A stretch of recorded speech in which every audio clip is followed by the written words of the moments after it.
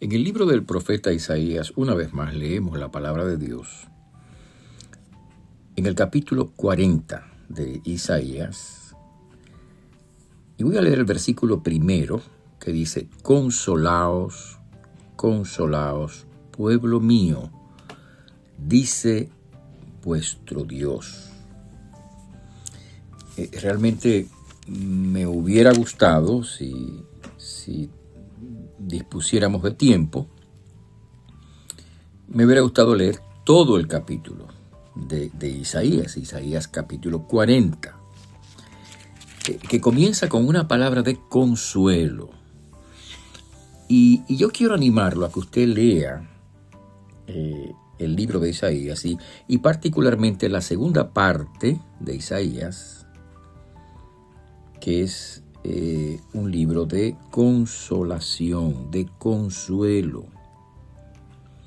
Porque definitivamente, mis hermanos, en el mundo, Jesús lo dice, en el mundo tendréis aflicción, pero confiad, dice el Señor, yo he vencido al mundo.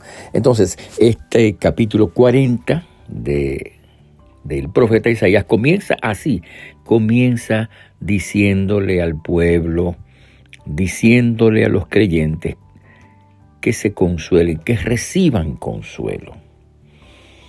Y si usted lee todo el capítulo, se dará cuenta de que hay varias fuentes, digámoslo así, varias cosas que dice el profeta por las cuales debemos de consolarnos. Una es el perdón de nuestros pecados. En versículo 2, en la segunda parte, dice que el pecado, dice que su pecado es perdonado. Que su pecado es perdonado. Entonces, parte del mensaje del profeta Isaías es ese. Y es el que tiene que ver con el perdón de nuestros pecados. Nos consuela saber que en Jesucristo nosotros somos perdonados de nuestros pecados. Que cuando nosotros recibimos a Cristo como Señor y Salvador, Dios cancela nuestra deuda y nos perdona de nuestros pecados. Y por lo tanto, el saber que somos ya perdonados es una fuente de consuelo para nuestros corazones.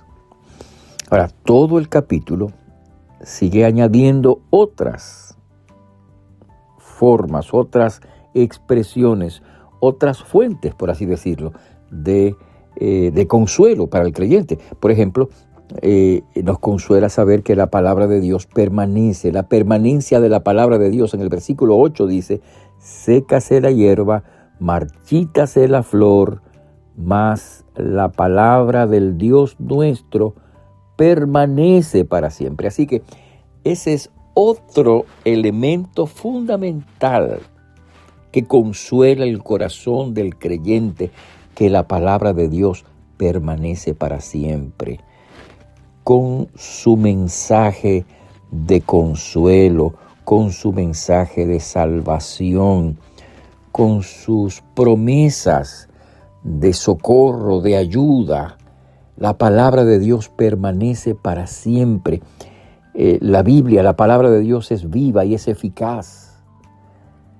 Y pasarán las generaciones, pasarán los años y los siglos, y la palabra de Dios permanece, ha permanecido, incluso ha permanecido sobre los intentos de destruirla, de hacerla desaparecer.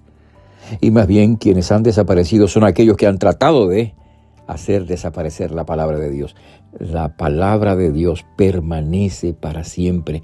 Sus promesas benditas, sus afirmaciones maravillosas, sus milagros extraordinarios, todo ese consejo de la palabra de Dios permanece para siempre. Y por lo tanto, nosotros podemos acudir a ese consuelo y a esa palabra que es palabra de Dios para vivificar nuestros corazones, sostener nuestras almas y animar nuestro espíritu. Sí, la palabra de Dios permanece para siempre. Así que saber que esa palabra permanece para siempre es una fuente de consuelo.